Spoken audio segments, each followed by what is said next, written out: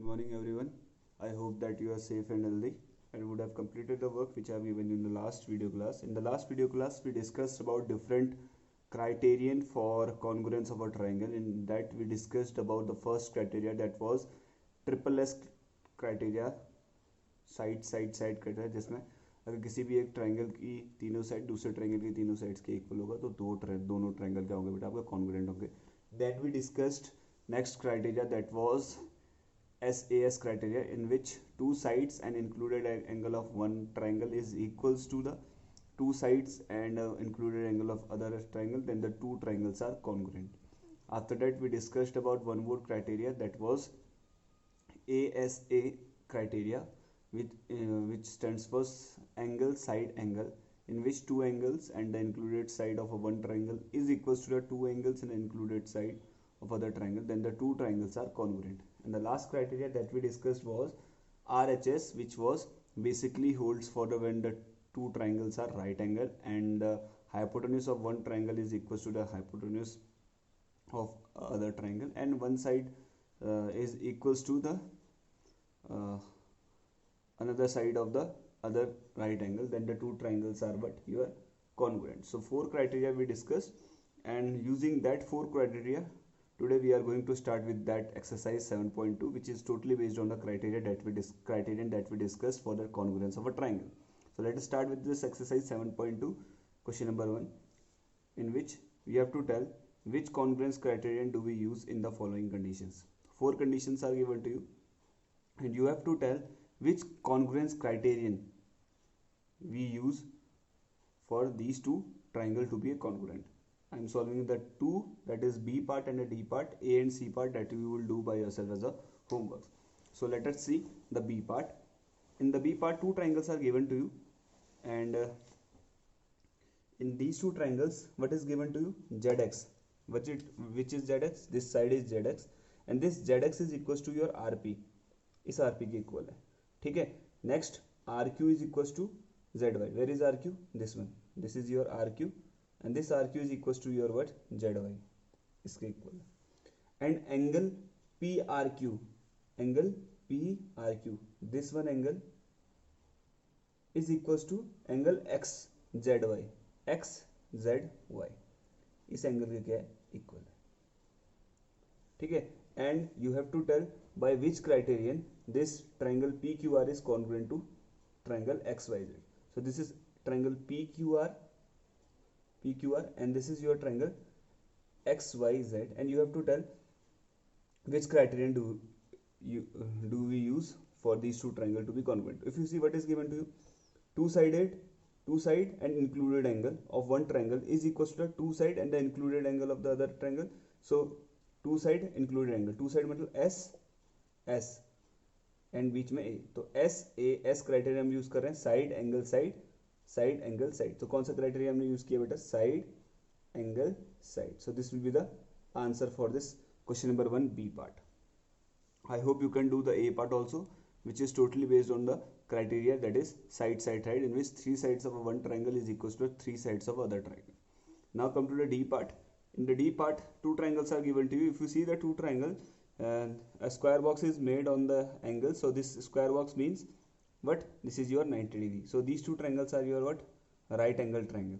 Okay, and the side opposite to this right angle is your hypotenuse. So this is your hypotenuse, this one, and this is also your right angle. And इसके just opposite कौन सा? ये वाली side है, तो ये भी क्या होगा आपका? hypotenuse. Now if you see EB, the side EB जो क्या हाइपोटेन्यूस है इस ट्रायंगल की, कौन सी ट्रायंगल? ABE के, एंड दूसरी किसके इक्वल है? EB DB के इक्वल है. This one again hypotenuse of the other triangle BCD के, जो BCD ट्रायंगल उसकी क्या है? हाइपोटेन्यूस है कौन सी? DB, ठीक है.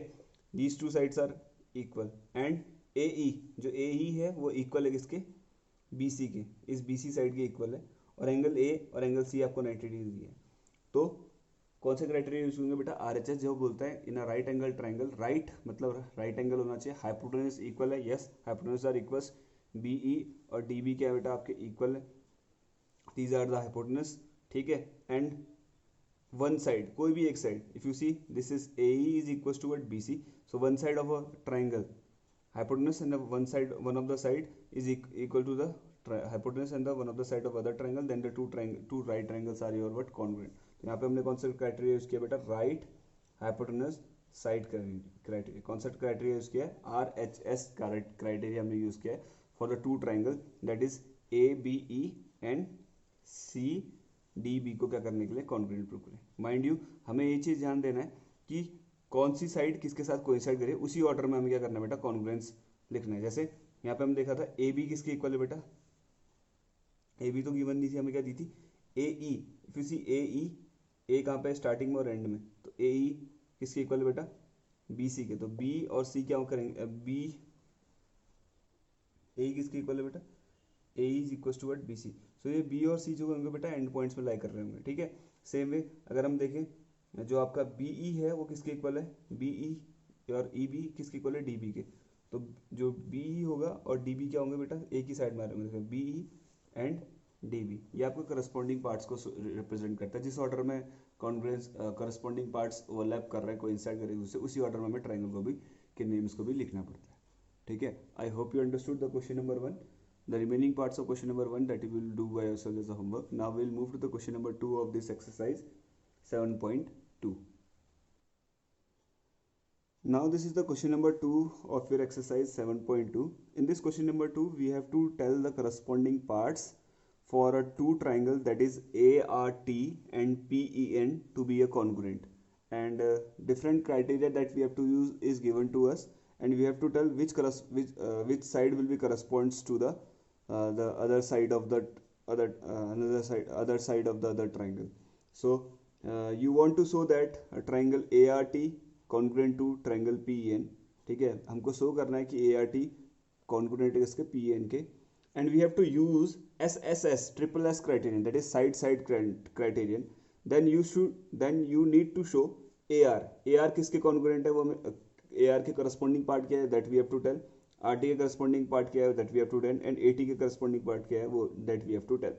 So since ART is congruent to triangle PEN, तो जिस ऑर्डर में ये वर्टेक्स चल रहे हैं ART and PEN, उसी ऑर्डर में हमें क्या कर रहे हैं, दूसरे ट्राइंगल को भी वर्टेक्स है उन्हीं को क्या करना है, उन्हीं के पेयरिंग करनी है. जैसे AR एंड AR, जैसे इधर पे AR है तो उधर पे क्या, जस्ट स्टार्टिंग में AR के जैसे AR फर्स्ट सेकंड थर्ड है, तो A 2 3 1 2 3, जहाँ पे हम 1 2 3 करते हैं. ठीक है, इसका भी ऑर्डर कर देते हैं 1 2 3. सो AR फर्स्ट और सेकंड को मिल वर्टेक्स को मिलकर बनाए, तो AR के इक्वल क्या होगा बेटा आपका, P और E, that is PU. Similarly RT is 2 and 3. सो दूसरे ट्रायंगल में 2 and 3 कौन से, E और N, तो RT के इक्वल कौन होगा बेटा आपका, EN होगा. ठीक है, एंड AT, A फर्स्ट में थर्ड में T है. ठीक है, तो सेम वे इधर इस वाले ट्रायंगल में A फर्स्ट में कौन है आपका P और थर्ड में कौन है आपके N. सो AR के इक्वल कौन होगा, PE. RT के इक्वल कौन सा होगा, EN. और AT के इक्वल क्या होगा, PN. तभी SSS क्राइटेरियन से जो ट्राइंगल है ART will be congruent to triangle PEN. I hope you understood this criteria and this question number 2A part also. So B part you can do by yourself as a homework. In that we have to use SAS criterion, that is side angle side criterion, and one angle is given to you, that is angle T is equals to angle N is given to you. Now we have to use the two side हमें use करना है, so that जो triangle है ART और triangle PEN क्या हो जाए बेटा, आपके कॉन्ग्रुएंट हो जाए. So I hope you can do that B part. Now we will move to the C part of this question number 2. In the C part if it is given that AT is equal to PN, आपको given है AT किसके equal है बेटा, PN के equal है, ये आपको given है. ठीक है, एंड यू हैव